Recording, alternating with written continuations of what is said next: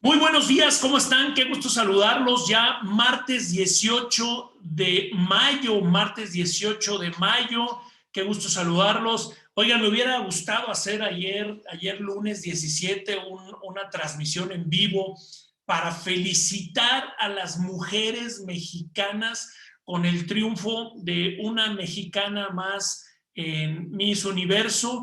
Miren, para muchas personas podrán decir, ¿y eso qué? Eso ya ni se usa, ya no está de moda, pero déjenme decirles que para mí realmente es muy satisfactorio el hecho de que México nuevamente aparezca en la escena internacional y que esta mujer decidida, luchona, trabajadora, es una mujer muy preparada, Andrea Mesa, quien es ingeniera en software, que esté en esas pasarelas, porque mucha gente confunde y dice, no, la belleza, son chicas que no tienen nada que les funcione en la cabeza. La verdad es que no es cierto, ese mito ha cambiado. Y a mí me da muchísimo gusto que una mexicana esté en la cúspide, no solamente de la belleza, sino de la inteligencia, y el hecho de que el domingo se haya coronado como Miss Universo le da voz a muchas mujeres que lamentablemente en el mundo no pueden expresar muchas cosas que piensan, que sienten o que quieren gritar pidiendo auxilio.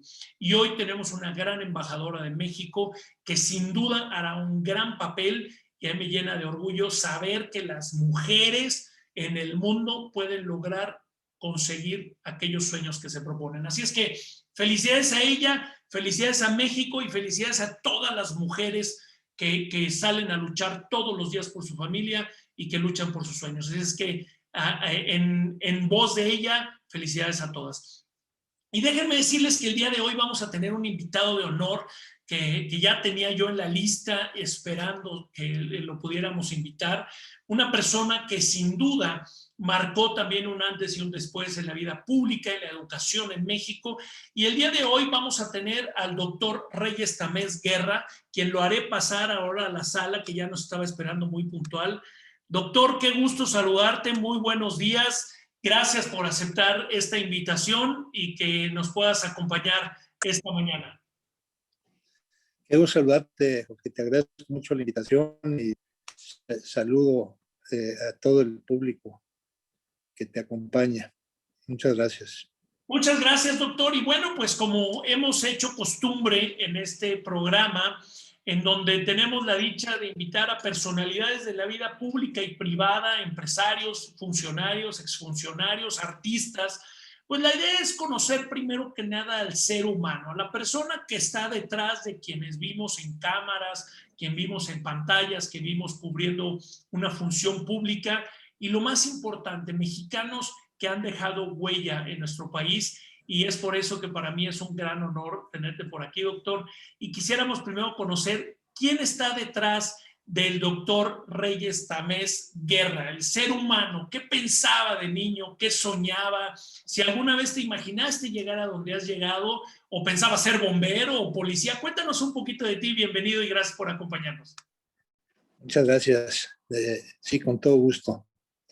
Mira, yo vengo de una familia de clase media de acá de Monterrey. Mi papá del Cercado, Santiago, Nuevo León. Mi mamá de la Hacienda Mamulique, de Salinas, Victoria. Una familia de 8 hijos, yo el mayor. Y que quizás lo más importante fue que ellos tuvieron siempre, mi mamá maestra,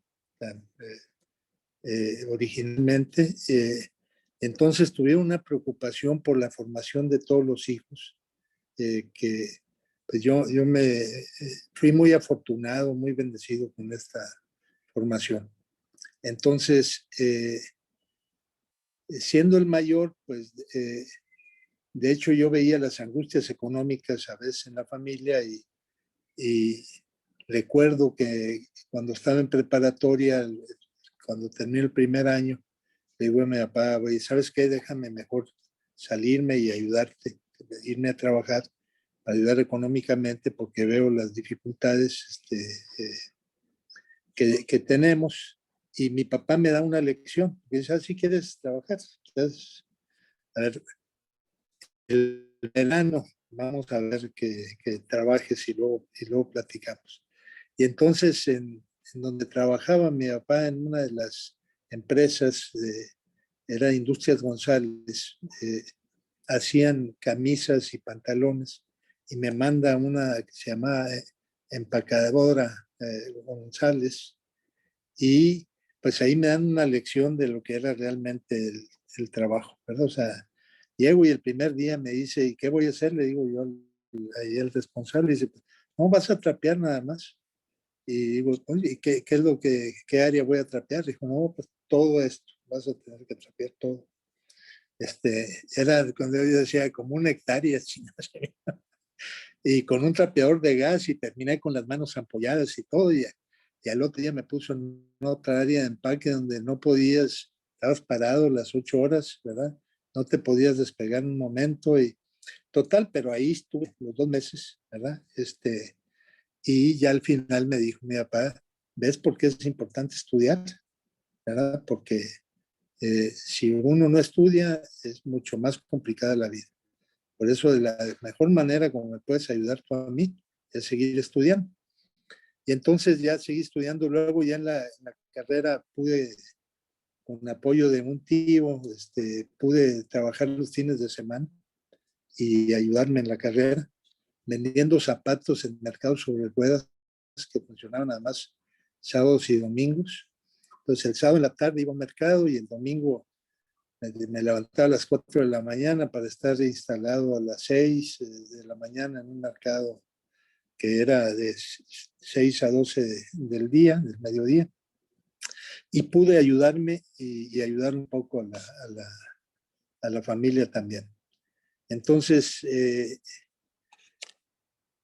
por ahí, en ese tiempo, me encuentro con un libro de los cazadores de microbios y que me llena mucho, de un autor que se llama Paul Cruz. Y digo, me gustaría estudiar algo a mí de eso, ¿verdad? Y buscando carreras dentro de la Universidad de Nuevo León, me encuentro que hay una de químico, bacteriólogo, parasitólogo, que es la que más se acercaba a eso que había yo leído. Y entonces ya me inscribo y hago una carrera, esa carrera en la universidad, siempre con la idea de seguir estudiando. Entonces, terminando la carrera prácticamente el siguiente mes, ya estaba en México para buscarse una maestría y un doctorado en el Instituto Politécnico Nacional, ya en un área muy específica de la carrera que era la inmunología, el estudio de las enfermedades infecciosas, los mecanismos de defensa, vacunas, o sea, todo el tema que tiene que ver con, ahorita, con cáncer, con enfermedades autoinmunes, enfermedades virales como esta que estamos sufriendo en la pandemia con el coronavirus. Y terminando eso en México, terminando ahí en el Politécnico, el primer trabajo profesional, digamos, como docente es en la UNAM. En la UNAM, mi esposa estudió lo mismo que yo, estudiamos la maestría y el doctorado en la misma área, y el primer laboratorio de investigación que tuvimos, lo tuvimos en la UNAM, en aquel momento la Escuela Nacional de Estudios Profesionales de Zaragoza, que es una escuela nueva, el UNAM, que inició actividades en 1976 y de la cual fuimos profesores fundadores. Y ahí formamos nuestro primer laboratorio de investigación, pero siempre con la idea de ver la posibilidad de regresar a Monterrey, a la Universidad Autónoma de Nuevo León, donde siempre tuvimos la idea de desarrollar una carrera docente y de investigación, cosa que sucedió en el año 1981, que se abrieron unos concursos de oposición en la Facultad de Ciencias Biológicas de la Universidad de Nuevo León, y nos presentamos, ganamos los concursos, y ya a partir de ahí hemos hecho carrera ahí. Hace unos días, el viernes pasado, recibí un reconocimiento de la universidad por los primeros 40 años de labor docente, de investigación, a partir de esa fecha del 81 que que nos integramos. Y digamos que lo único que yo aspiraba era ser director de la facultad, porque cuando estuve yo en México me di cuenta que en el Politécnico, que tenía también una carrera igual de químico bacterioparasitólogo, pues la infraestructura y el nivel académico era mejor que el que teníamos nosotros en ese momento en Nuevo León. Dije, pues hay que hacer un esfuerzo para buscar esto. Como estudiante yo había sido muy inquieto en la exigencia de que hubiera mejores condiciones, instalaciones. Anduvimos persiguiendo al presidente Echeverría en diferentes lugares hasta que logramos que nos construyera unos laboratorios para hacer prácticas profesionales que no teníamos y que eran esenciales. Y finalmente eso aspiraba yo a ser director, cosa que se pudo lograr en el 89, y que yo estaba muy contento con eso y estaba trabajando, pues haciendo el mejor de mis esfuerzos, cuando se da un cambio en la universidad y entra otro rector, el doctor Manuel Silos, en el 91, y me invita a integrarme al equipo de él. Yo 3 veces le dije que no, que me dejara a mí donde estaba, que yo le ayudaba desde la posición de director de la facultad, pero él me insistió mucho hasta que ya acepté y fui secretario general de la universidad, posteriormente rector, y siendo rector,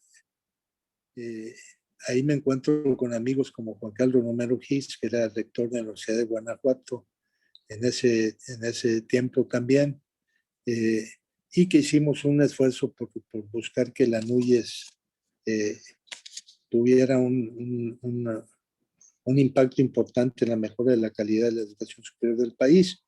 Ahí Julio Rubio era en ese momento el secretario general ejecutivo de la NUYES, y hicimos muy buen equipo, un grupo de rectores y Julio y uno de los factores importantes fue Juan Carlos Romero, el doctor José Sarucán, que estaba en la UNAM en ese tiempo, y logramos ahí darle un impulso importante al tema de la educación superior. Como rector yo estaba muy preocupado siempre por la evaluación externa, que nos permitiera saber cuáles eran realmente nuestras fortalezas y debilidades, y lo primero que hice yo llegando fue hacer una evaluación de toda la parte administrativa de la rectoría de la universidad, para darles el ejemplo a las escuelas y que todo el mundo se abriera, las escuelas y facultades se abrieran a la evaluación. Y logramos ser la primera universidad del país que terminó todos sus programas evaluados, ¿verdad? Con todos sus programas evaluados, y bueno, eso nos permitió hacer un buen esfuerzo de mejora dentro de la institución. Y siendo rector, ya en el año 2000, el presidente Fox, como candidato, pues le pide a la NUYES una terna para que alguien de la terna ocupara la Secretaría de Educación del país.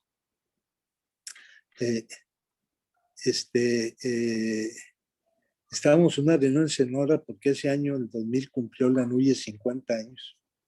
Estamos en una sesión de aniversario de NUYES, cuando se da la entrevista con el presidente Fox vía remota, ¿verdad?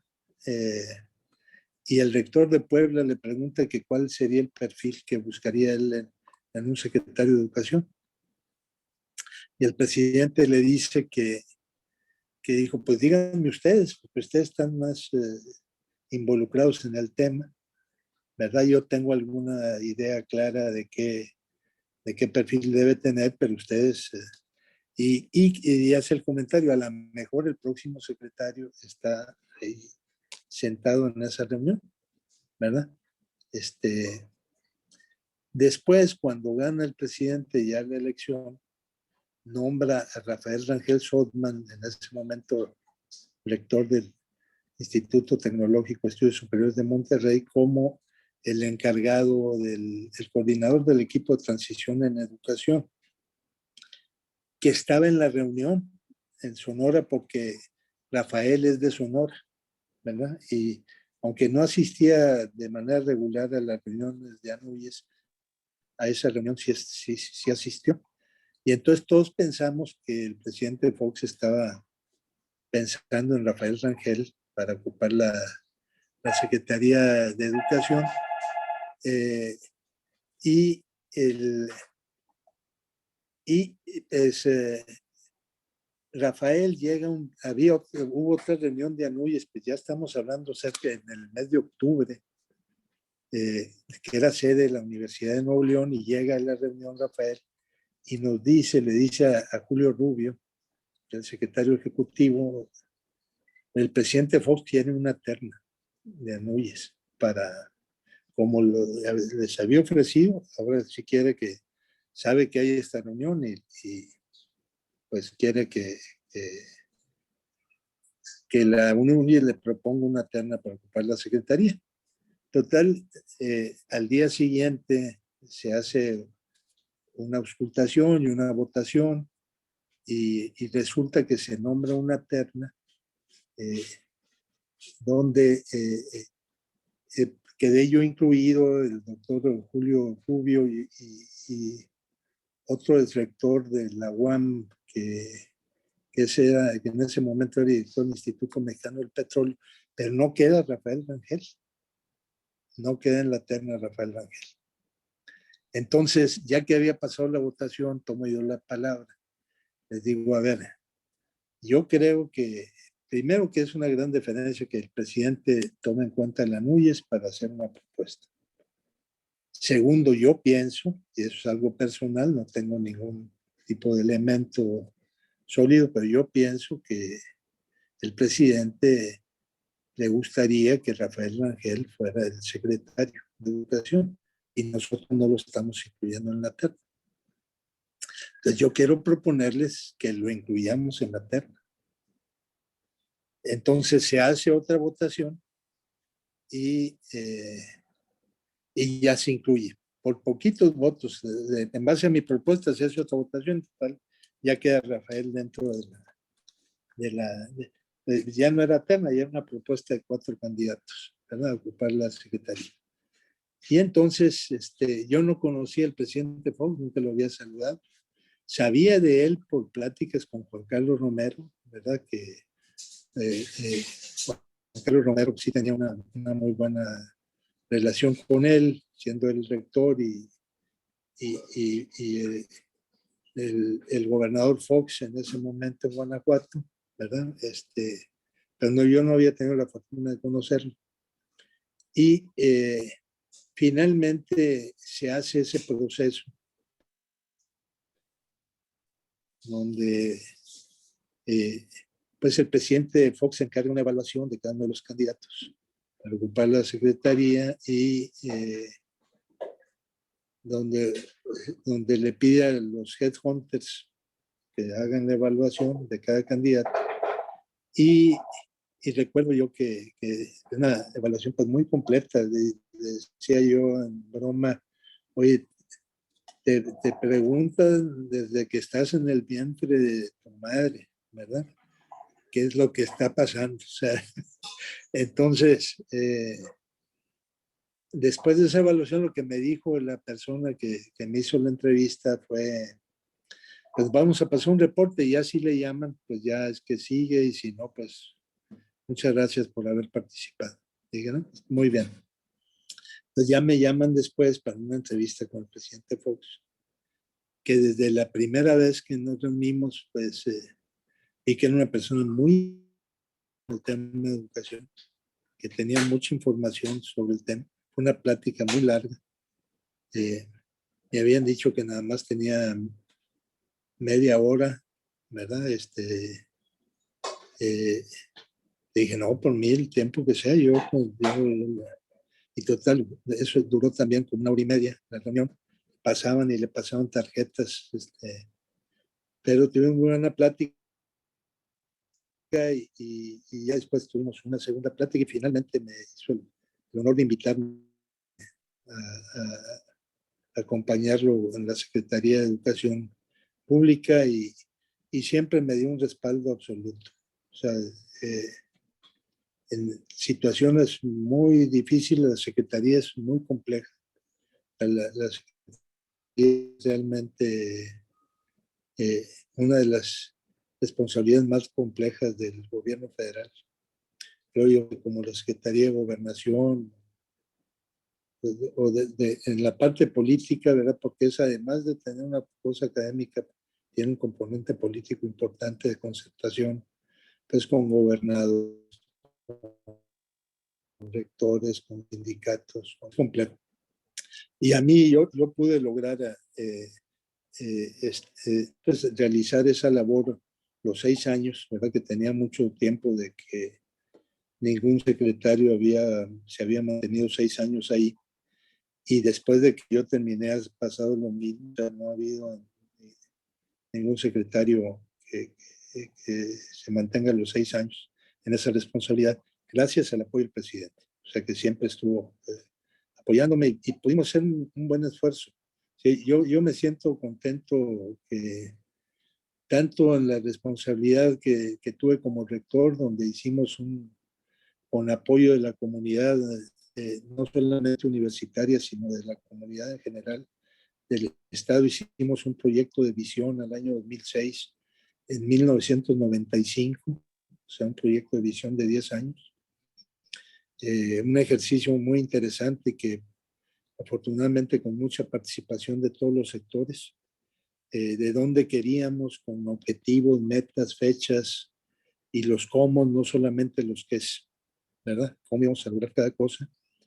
Y que se ha mantenido, los siguientes rectores han mantenido este proyecto de visión y ahorita hay un proyecto de visión al año 2030, se ha ido renovando y pero la Universidad Autónoma de Nuevo León es ahorita una de las escuelas que a pesar de que ha tenido mucho crecimiento en el número de estudiantes, ahorita tiene cerca de 207,000 alumnos. La universidad ha mantenido un nivel académico de primera, tiene el 90% de sus profesores con posgrados, la mayoría de sus programas en el nivel 1 dentro del CONACYT, un número importante de profesores en sistemas de investigadores, etcétera. O sea, el Estado tiene muy buen nivel. Entonces, ya como secretario, pues las preocupaciones principales era cómo podemos cambiar lo que para mí sigue siendo el principal problema de la educación básica en México, que es que se privilegia mucho la memorización sobre el buscar que los alumnos desarrollen capacidad de análisis crítica, que se enseñen a expresar y a defender puntos de vista, que haya una formación integral que incluya no solamente calidad en lo académico, sino también calidad humana, que haya una formación en valores, en ética, en el respeto a la familia, a la sociedad, en hacer que los estudiantes tengan una formación ciudadana, pero que como está diseñado el sistema educativo, el programa, pues privilegia mucho que los estudiantes se aprendan las cosas de memoria y si uno les aplica la misma prueba 6 meses después o sin avisarles, los resultados son completamente distintos a los resultados que arrojan las pruebas escolares. Y teniendo eso en mente, lo que hicimos fue varios proyectos para modificar eso. Particularmente en el caso de primaria y secundaria, con el programa Enciclomedia, que fue un programa innovador a nivel mundial, que la UNESCO premió como el mejor programa de uso de tecnología educativa, sobre todo por sus contenidos. Fueron los primeros libros digitales interactivos del mundo.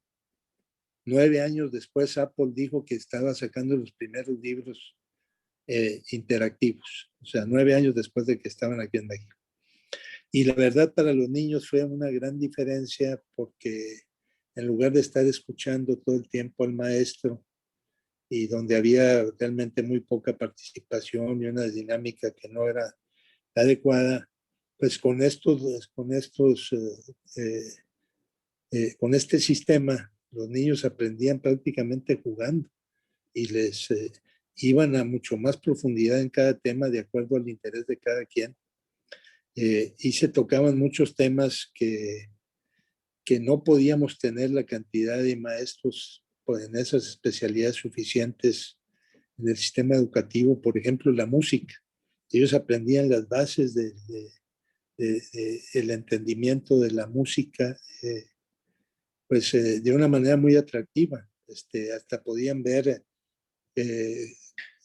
tocando a alguien un instrumento o formaban una propia orquesta interactiva y le ponían un piano y luego le ponían un violín. Y es una cosa muy importante. Cuando esto se implementó, los niños no querían salir al recreo, querían quedarse y los niños de 4º año, recuerdo, porque esto se implementó primero en el 5º y 6º de primaria y en 1º de secundaria, los niños de 4º peleaban porque ellos no tenían eso disponible. Y ese fue un gran esfuerzo que junto con los sistemas de evaluación, porque yo siempre he sido una persona convencida de la evaluación y de la evaluación externa como una manera importante de detectar debilidades y poder subsanarlas. Comenzamos a hacer un sistema de evaluación nacional que permitiera saber realmente qué capacidades estaban desarrollando de aprendizaje y de uso del conocimiento estaban desarrollando los niños.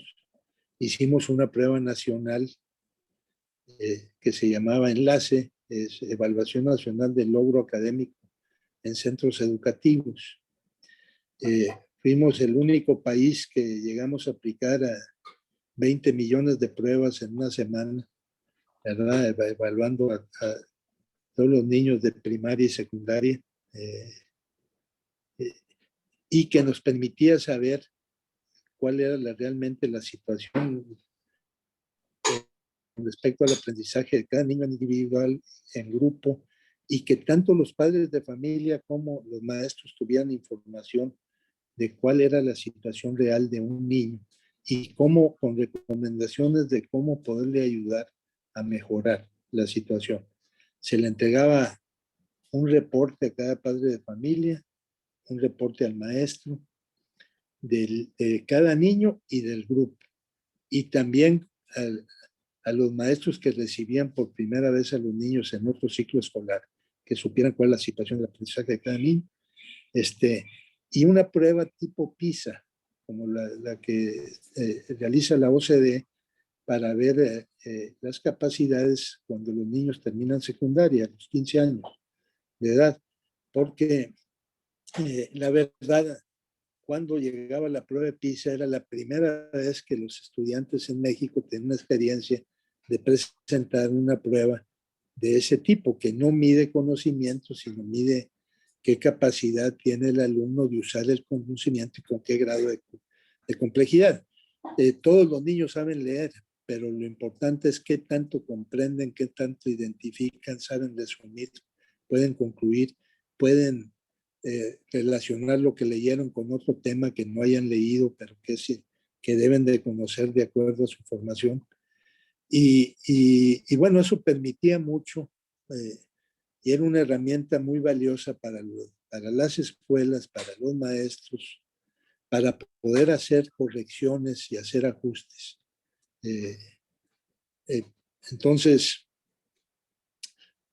y lo vinculamos con el ciclo media, desarrollando dentro del ciclo media programas especiales que pudieran ayudar a corregir esas deficiencias que observamos en el sistema educativo.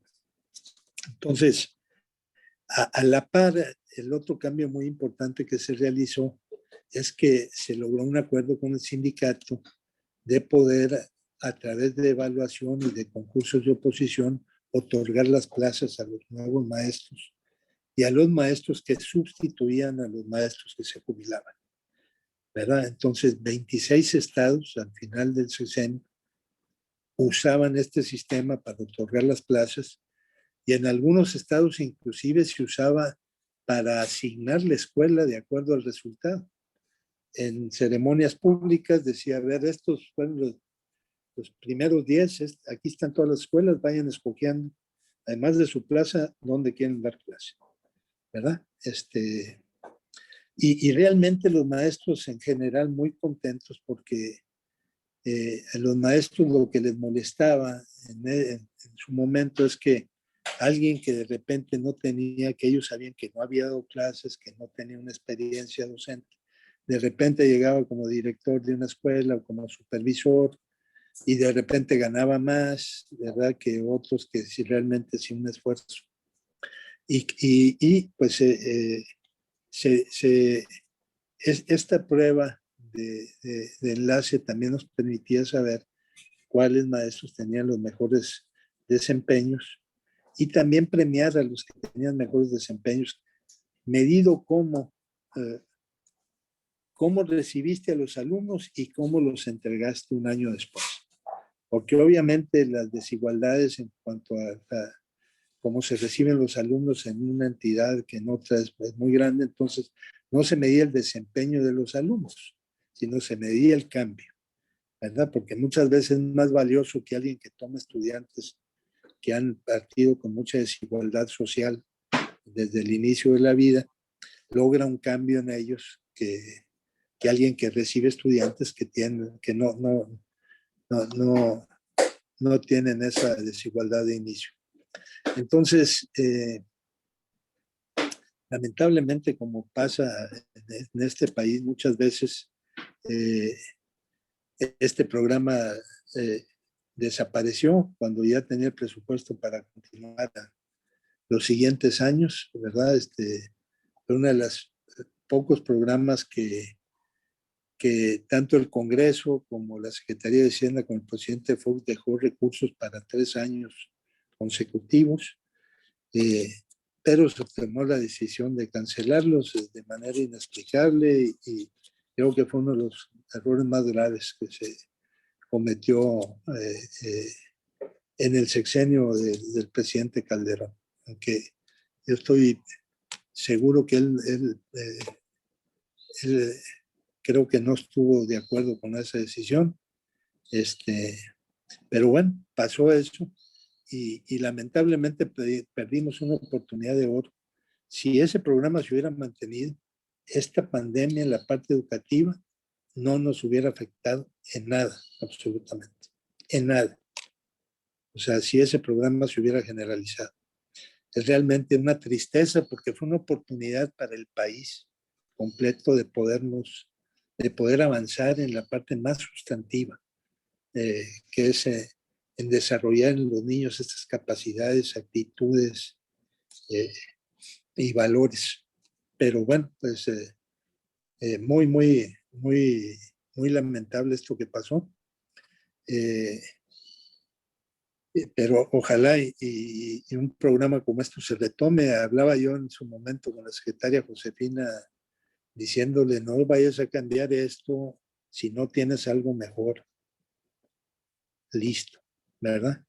Todo es perfectible y esto puede mejorar, pero si no tienes algo mejor, no lo cambies, porque no es fácil encontrar algo como esto, que además es de tecnología propia desarrollada por la UNAM en ese tiempo, por un investigador, una plataforma muy ágil que no tenía nadie.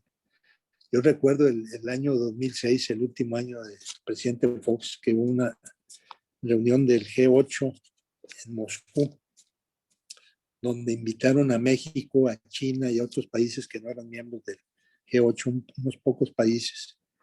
Y eran 2 temas, salud y educación. El doctor Julio Frank, secretario de Salud, fue a presentar el Seguro Popular, también como algo innovativo en el mundo.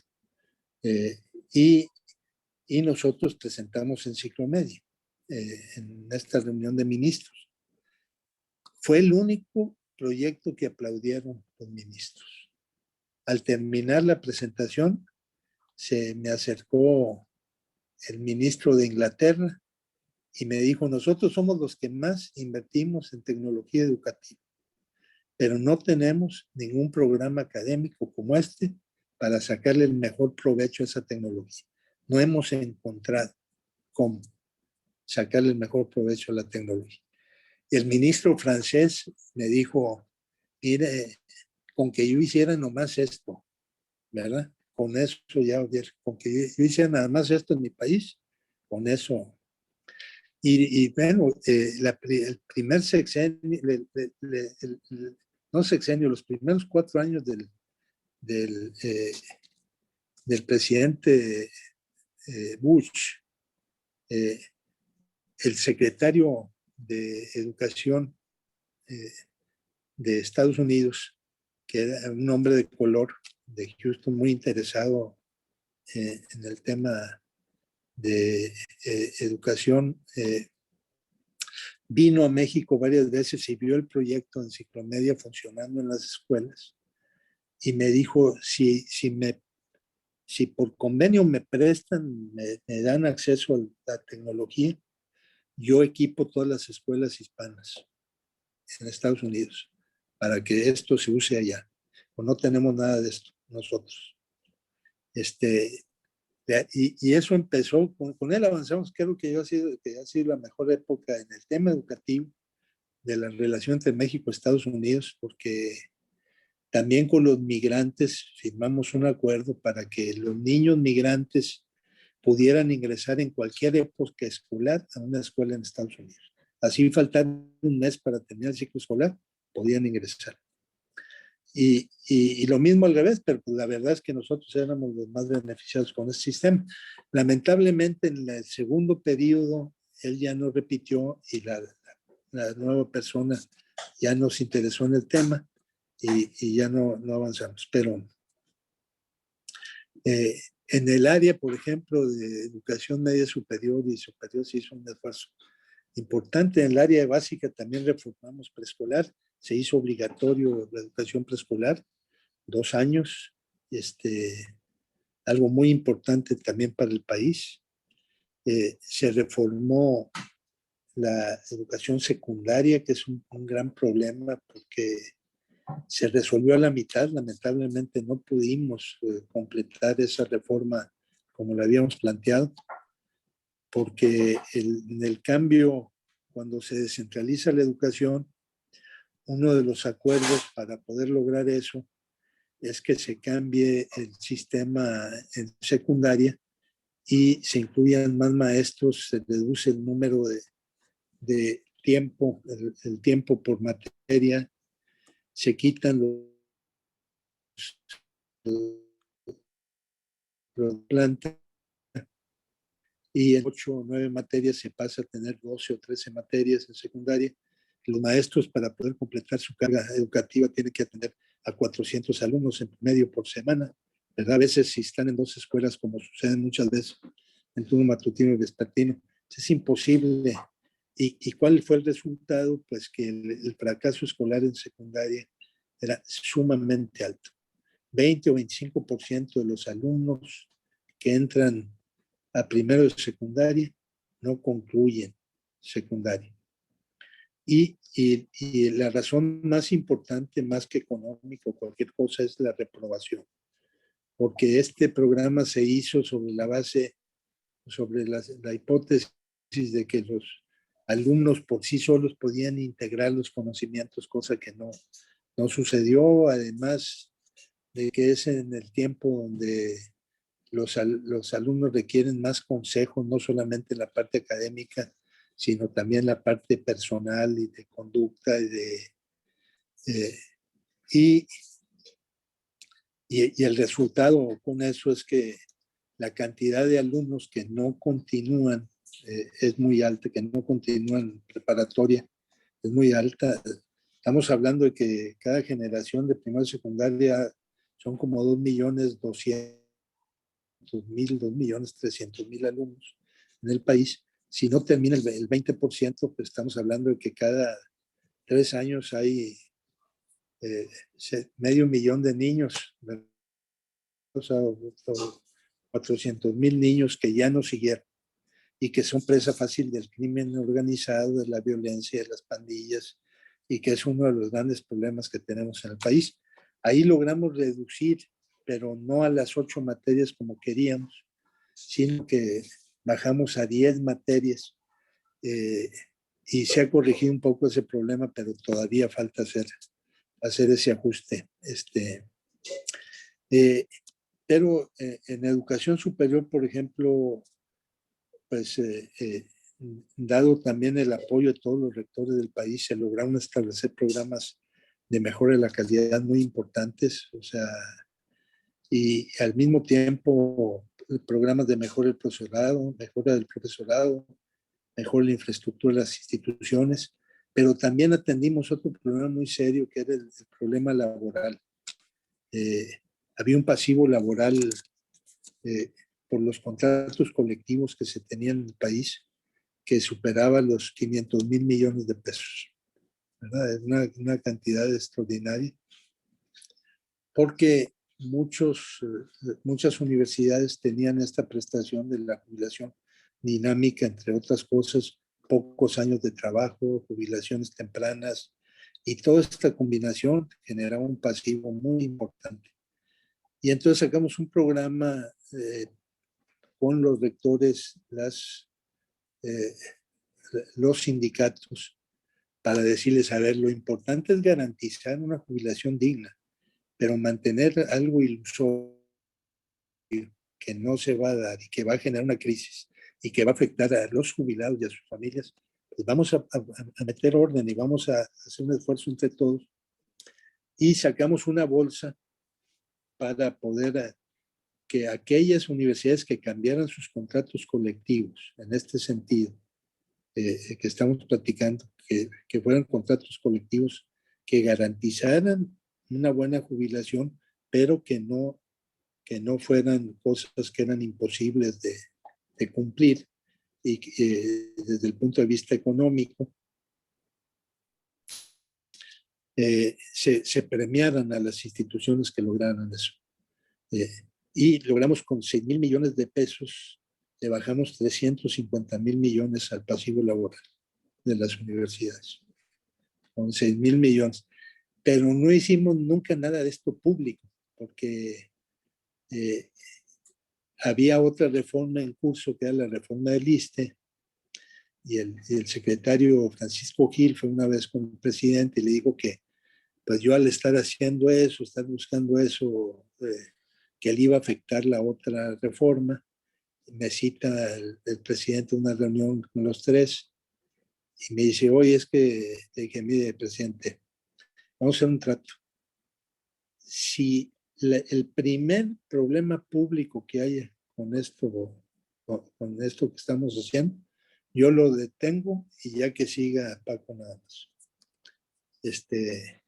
Finalmente nosotros avanzamos mucho más que en la reforma que se pudo lograr en el ISSSTE, en la reducción de pasivos laborales, sin ningún problema y sin que nadie supiera, ¿verdad? Porque yo siempre he sido de la idea de que lo importante es concretar las cosas más que andar buscando que si se hubiera sabido, yo estoy seguro que nos hubieran bloqueado, ¿verdad? O sea, que era lo que nos pasó con Enciclomedia. Cuando el presidente habló de Enciclomedia, pues el Congreso, que no teníamos mayoría en el Congreso, el siguiente año le puso a Enciclomedia 0 de presupuesto. O sea, le quitó todo el presupuesto. Recuerdo cuando el secretario Choifet, que era diputado en ese tiempo, llega a la secretaría y conoce el programa de Enciclomedia, me dice, oiga, secretario, cuando vi yo el programa de Enciclomedia, me dije, ¿cómo es posible que yo haya votado en contra de esto en el Congreso? ¿Verdad? Entonces, ¿a dónde voy yo? ¿Qué sería, bueno, en esta experiencia que he tenido yo en la parte pública? Ya después de eso me vine como secretario de Nuevo León de Educación, después me fui al Congreso Federal. Uno de mis errores más grandes fue un desperdicio de tiempo. Nunca hicimos en un año y medio algo trascendental para México. y me había invitado a la Universidad de Harvard a estar un tiempo allá en la Escuela de Educación como profesor invitado, y decidí dejar el Congreso y me fui a Harvard 2 años. Pero en toda esta experiencia creo yo que lo más importante es primero buscar despolitizar los temas que desde el punto de vista social son fundamentales, como es el caso de la salud, como es el caso de la educación, como es el propio desarrollo social. Si se politizan esos temas, estamos como país muy complicados. Los países que tienen los mejores niveles de educación, por ejemplo, todos los países nórdicos que están en general muy bien en educación, la primera regla que ellos tienen, esto es un tema técnico y nadie en el Congreso se mete en eso, ¿verdad? Esto déjenselo a los técnicos, ¿verdad? Igual con la salud. Y aquí lamentablemente estos temas no los hemos podido separar de la política, y entonces llega un partido y bloquea lo de los otros, y es una cosa, y a veces hasta el mismo partido llega y le pega a los proyectos que se tienen, sin ninguna evaluación de los mismos. Y quizás la otra cosa más importante que yo le quiero reconocer es al presidente Fox, y yo creo que ha sido el único presidente que ha actuado así, sobre todo en la historia reciente, no sé antes, porque no me tocó vivir, pero el presidente Fox fue un hombre que buscó los mejores perfiles que pudo encontrar, no amigos, ni gente que hubiera trabajado con él, ni nada. El caso mío, por ejemplo, hubiera sido impensable en cualquier otro gobierno de cualquier partido, ¿verdad? O sea, sin conocer al presidente Fox, sin haberlo saludado nunca, sin militar en el PAN, sin nada, me invitó a participar en una secretaría solamente por la evaluación y lo que se había hecho antes. Lo mismo con Julio Frenk. Julio Frenk, que estaba en la OMS, era el segundo a nivel mundial de la OMS. Lo conoce el presidente Fox y lo invita a que se venga también sin ninguna. Y así en diferentes rubros muy importantes, ningún otro presidente lo ha hecho. Y la verdad, los logros que se dieron en el gobierno del presidente Fox fueron muy importantes, muy relevantes para el país.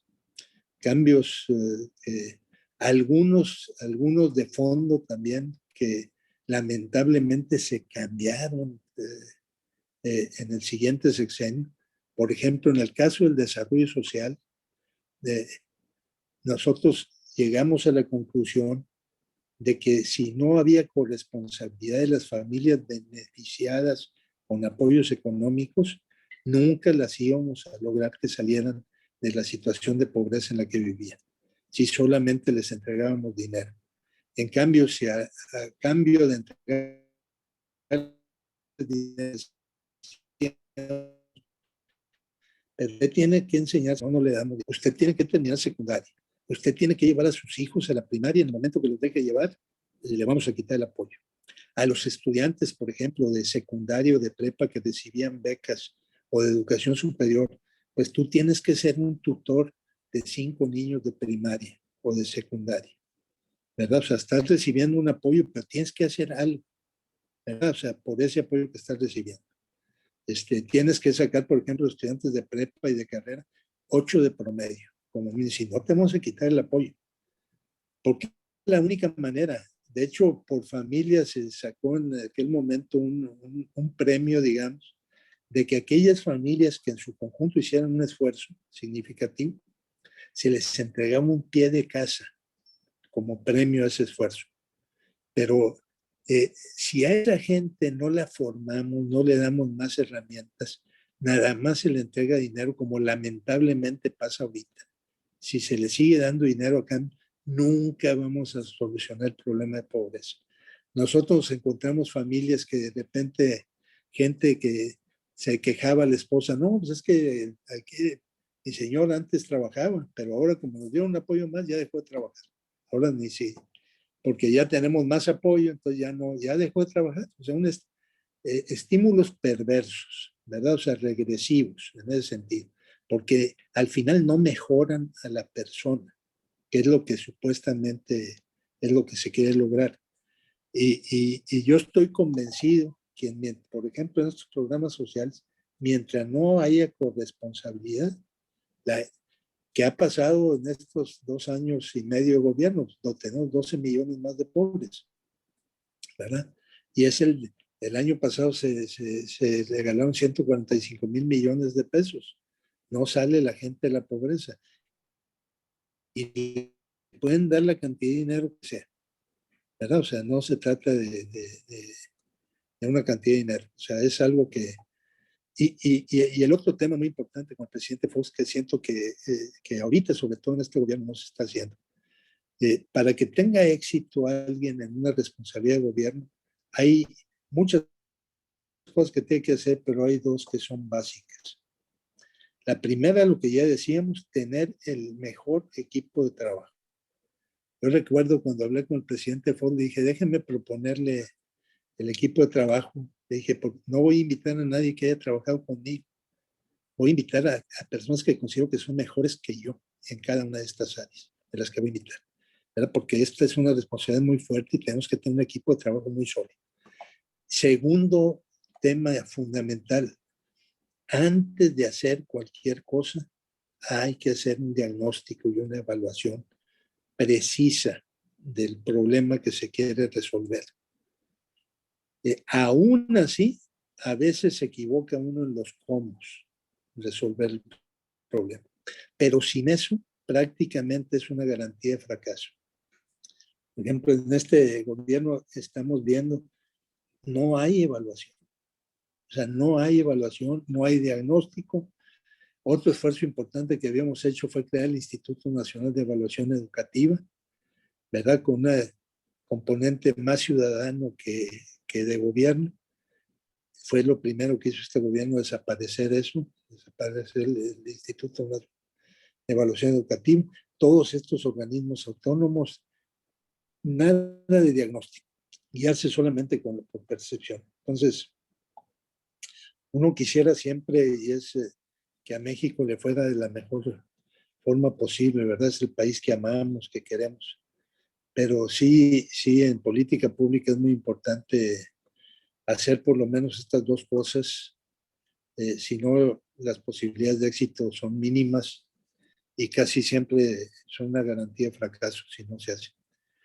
Pero pues, en general, esta es la otra área que he hecho mucho desde siempre, es de investigación. He estado, el tiempo que estuve fuera, me mantuve alejado. Ahorita estoy regresando con cautela porque se queda uno fuera de forma cuando se aleja. Entonces, pero es mi otra pasión también. Y bueno, me ha tocado también la bendición de tener una excelente familia, excelentes hijos, una excelente esposa. Dios me ha bendecido con eso, con mis padres, mis hijos, mi esposa, o sea, y me siento pues muy tranquilo y de haber hecho un esfuerzo importante en la medida de mis posibilidades. Doctor, normalmente tengo mucho más interacción en las charlas y verdaderamente no quiero caer en la tentación de opinar mucho porque has tocado temas estructurales, fundamentales y lamentables. Bien dijiste al final, quienes amamos este país y nos duele este país todos los días, escuchar tan fantástica relatoría de la historia moderna de México y lo que se hizo, lo que podríamos seguir haciendo y en donde podríamos estar. Híjole, a mí me duele muchísimo.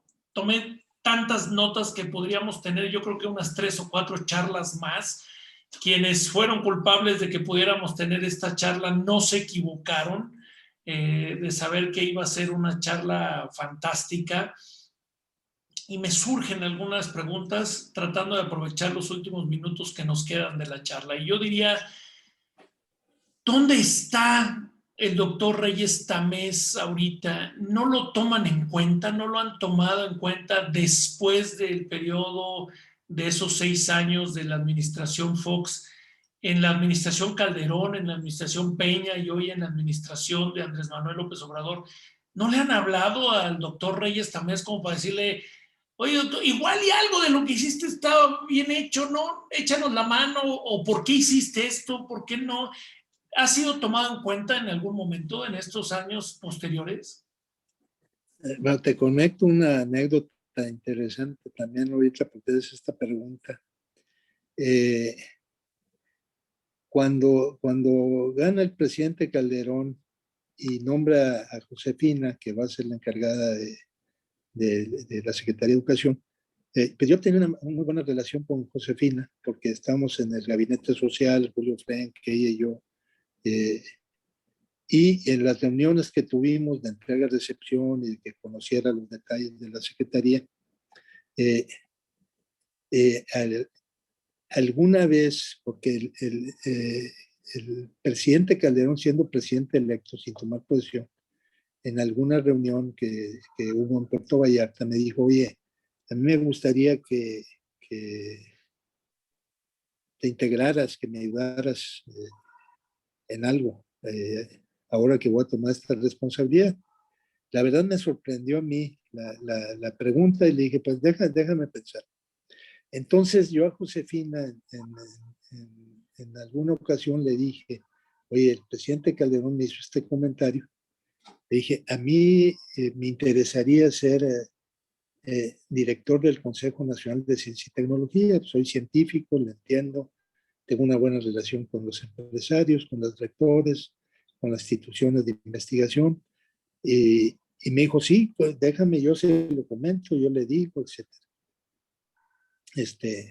Y luego en otra reunión me dijo, oye, pues sí, hazme nada más una tarjetita para entregársela, etcétera. Total, ya le di una tarjeta y pues no pasó nada, ¿verdad?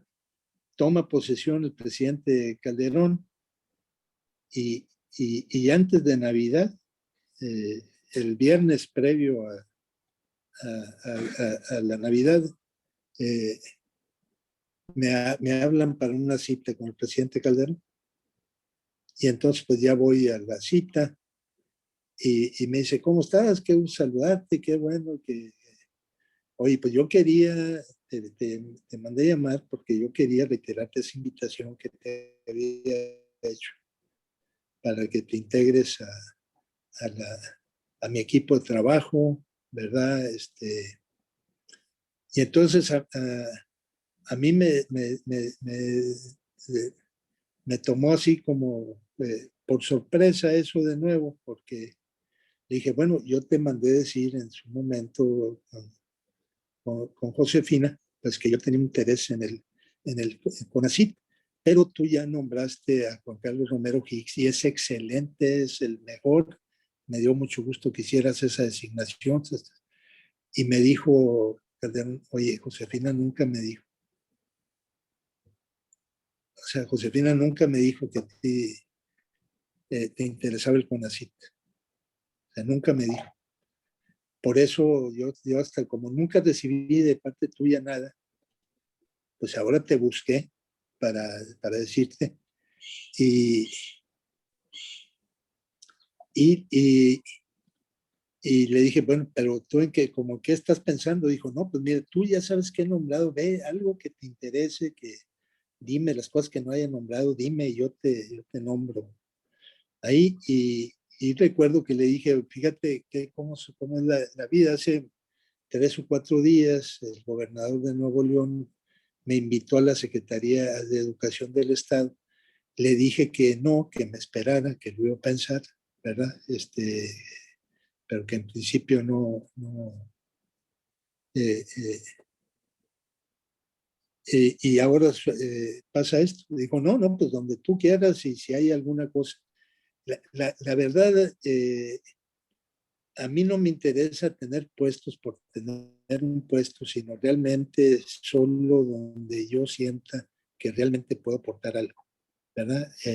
Entonces, Por ejemplo, yo no encontré en ese momento en el gobierno federal ningún área que me pudiera, donde yo me sentía que realmente podía hacer algo en favor del país. Y entonces le agradecí al presidente Calderón y finalmente me integré a la Secretaría de Educación de Nuevo León. Estuve 3 años en la secretaría, pero así se dio esa historia, ¿verdad? O sea, y, y bueno, he recibido otras invitaciones, pero yo sí decidí de un tiempo para acá de que ya no iba a aceptar responsabilidades públicas.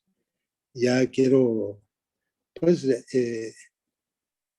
sobre todo estar atento, más atento con la familia y con mis hijos y ver cómo les ayudo a que puedan despegar bien, etcétera, más que pensar en otra responsabilidad que yo no soy de tiempo parcial, yo me meto y me meto y me meto y me meto y pues ya fueron un buen número de años de mi vida dedicados al servicio público y me siento realmente muy contento, pero sí ahorita es momento de la familia.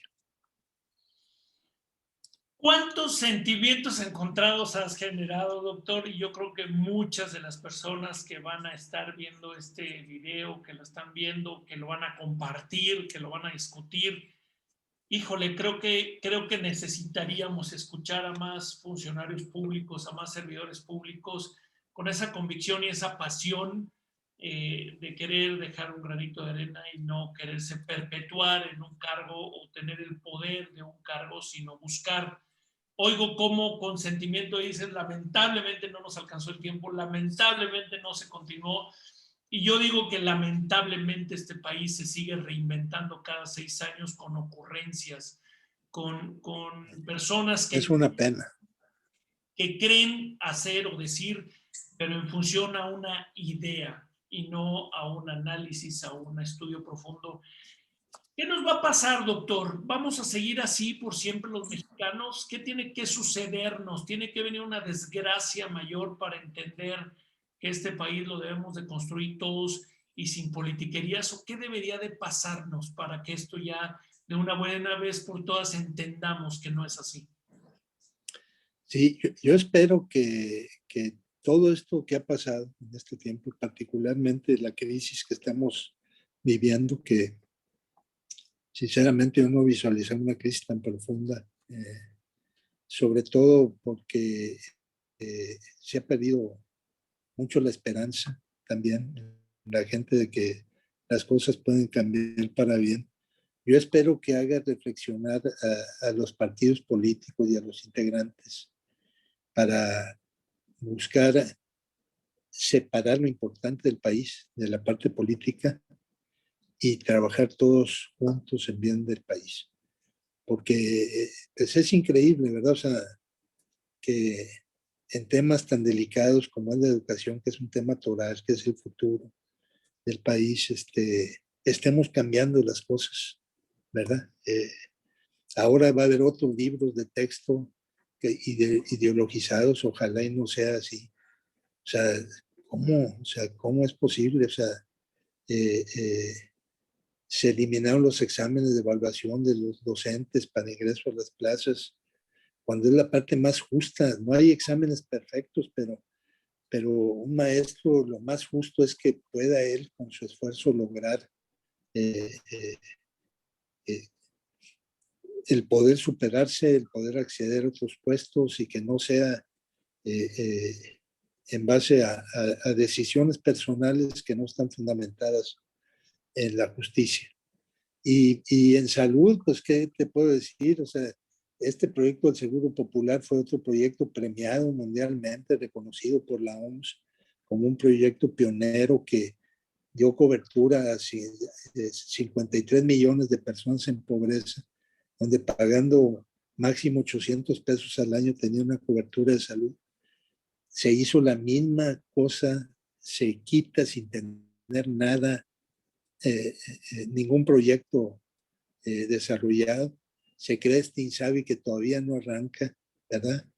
Toda esa gente está desamparada en la realidad. ¿Cuántas vidas nos ha costado eso? Y el otro tema de las personas también, o sea, Digo, yo respeto a todo el mundo, pero hay puestos que son eminentemente técnicos. O sea, por ejemplo, tener un arqueólogo en esta responsabilidad que nunca había estado en salud. O sea, ¿cómo es posible? O sea, ¿de qué se trata? O sea, es algo que realmente no puede ser porque estamos jugando con la vida humana. El manejo de la pandemia que ha dejado mucho que desear, cuántas muertes se pudieron haber evitado. O sea, no. Y lamentablemente el presidente interesado en los temas políticos más que en cualquier otra cosa, ¿verdad?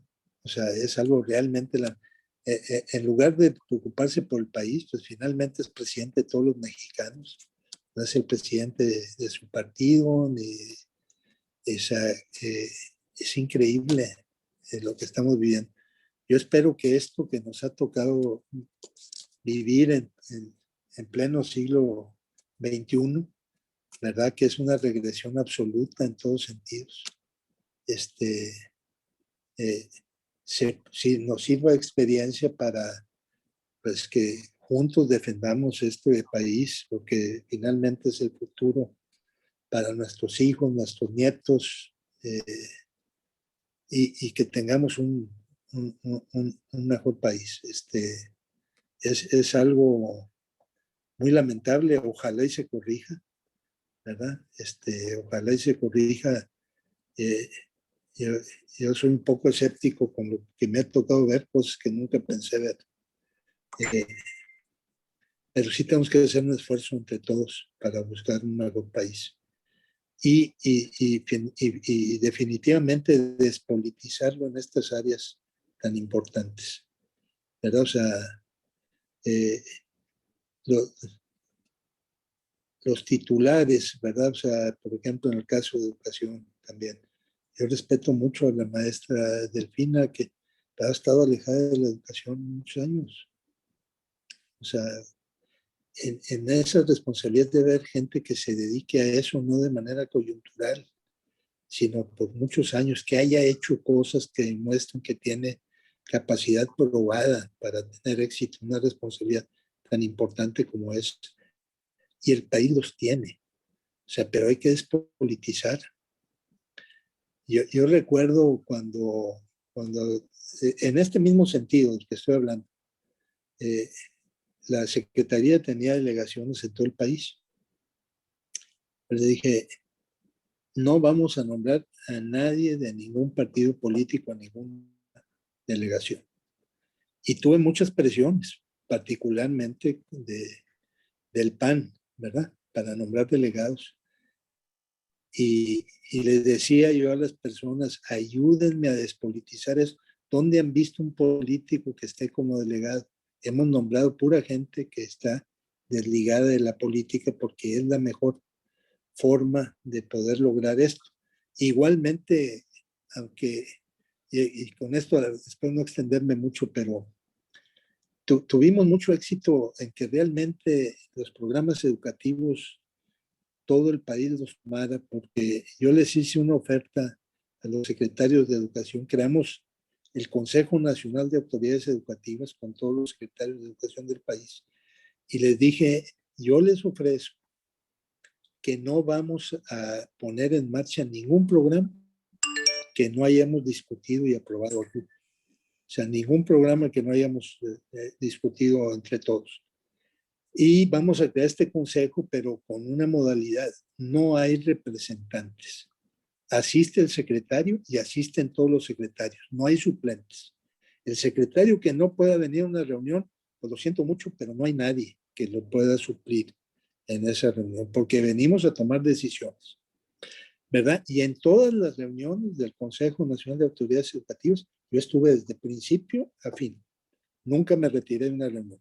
Eran reuniones de un día y medio, 2 días, y todo el mundo sabía que la última mañana o la última tarde eran temas libres de la agenda que cada secretario trajera, que no necesitaba registrar, que en ese momento podía sacar, porque ahí se toman decisiones.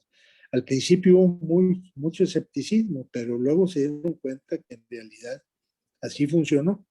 ¿Cuál fue el resultado? Pues que independientemente del partido que estuviera gobernando en un estado, todo el mundo se sumó al proyecto educativo. Hubo, por ejemplo, en el caso este de Enciclomedia y algunos otros programas como el de Escuelas de Calidad, que todos los secretarios de educación del país y un servidor firmamos un desplegado público al Congreso para pedir que no se quitaran los apoyos. Eso nunca ha vuelto a pasar. Creamos el compromiso social por la calidad de la educación que presidió don Lorenzo Servige todos los años en que yo estuve como secretario, también con 32 personas de todas las áreas del país, ¿verdad? De todos, representando a todo el país, y cada mes se reunía el consejo y hacía recomendaciones, se le informaba lo que estaba haciendo la secretaría y hacía recomendaciones de mejora para retroalimentarnos en las cosas que estamos haciendo, involucrando a la sociedad y a otros sectores. Y pudimos despolitizar el tema educativo. Eso hay que hacerlo de nuevo y hay que insistir en eso.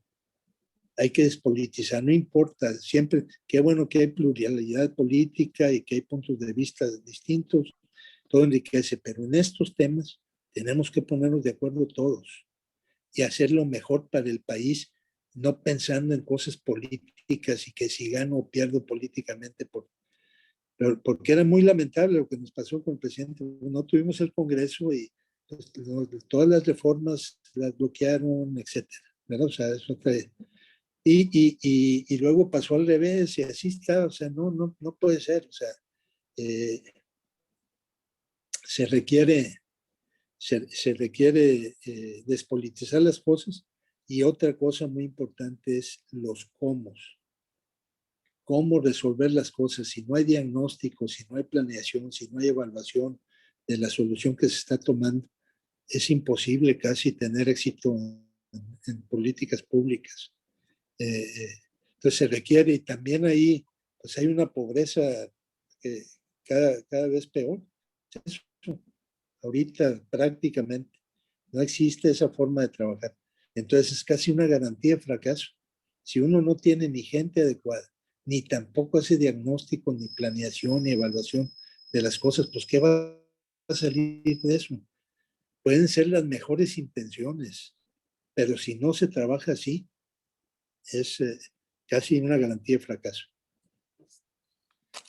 Doctor, pues yo me congratulo muchísimo de esta charla porque una de las grandes maravillas de la tecnología es que esta charla queda grabada para la posteridad y ojalá haya personas sensatas en este país que la escuchen, que la analicen, que la vean, la repitan una y otra vez y que saquen lo mejor que crean para este país. Y lo demás que lo desechen, porque como bien comentas, no se trata de un mensaje político, no se trata de un mensaje de partido, sino de un mensaje de fundamentos, que es la educación, de principios, que es la educación primaria. Y si no se hace algo ya, vamos a seguir lamentándolo cada 3, cada 6 años y no vamos a lograr el país que tanto hemos soñado. Finalmente, ¿cómo le gustaría ser recordado a Reyes Tamés Guerra? Como una buena persona, ¿verdad? Yo digo que siempre, y es algo que le digo a mis alumnos, que cuando ya van a empezar su vida profesional, digo, siempre es muy importante tener calidad profesional en hacer las cosas, pero lo más importante es tener calidad humana, estar siempre dispuesto a servir a los demás, hacer lo mejor por tu familia, por tu comunidad, por tu país, ¿verdad? Y yo quisiera ser recordado sobre todo por esta parte. Doctor Reyes Tamés Guerra, nos quedaron muchos temas en el tintero. Ojalá nos aceptes una invitación posterior, porque hay que ver desde el lado profesional también la pandemia, que me gustaría haber tratado ese tema, cómo se ve el virus desde aquel lado. Pero yo creo que hoy fue una gran lección. Hoy conocimos la parte humana del doctor Reyes Tamés Guerra conocimos su manera de pensar y bueno, pues la verdad para mí ha sido una gran lección y un gran aprendizaje. Muchísimas gracias por haber aceptado esta invitación. No, al contrario, el agradecido soy yo, Jorge. Muy, muy complacido y muy agradecido que me hayan tomado en cuenta para esto. Muchas gracias. Muchas gracias y sin duda muchas cosas que se queda uno reflexionando con esto y vuelvo a insistir, es un video que hay que ver y discutir y analizar. Así es que yo me quedo con muchos sentimientos encontrados después de esta charla y les agradezco mucho a ustedes por seguirnos, por compartir, por preguntar, por comentar y recuerden que este país maravilloso no lo va a sacar nada ni nadie que no seamos tú y yo. Y en salud, si tú te cuidas, me cuidas, si yo me cuido, te cuido. Y recuerden, se acerca el 6 de junio y es una obligación y también un derecho, pero es una manera de amar a este país. Cuídense, que tenemos toda la semana para trabajar, para hacer, báñense, arréglense, no anden en calzones en la casa, no anden fodongos, mujeres, arréglense, pónganse bonitas, vense en el espejo, que hoy tenemos una Miss Universo que nos hace inspirarnos, saber que somos bellos los mexicanos por dentro y por fuera. Cuídense, que Dios los bendiga. Gracias, doctor, que tengan bonito día. Gracias. Hasta luego. Hasta luego.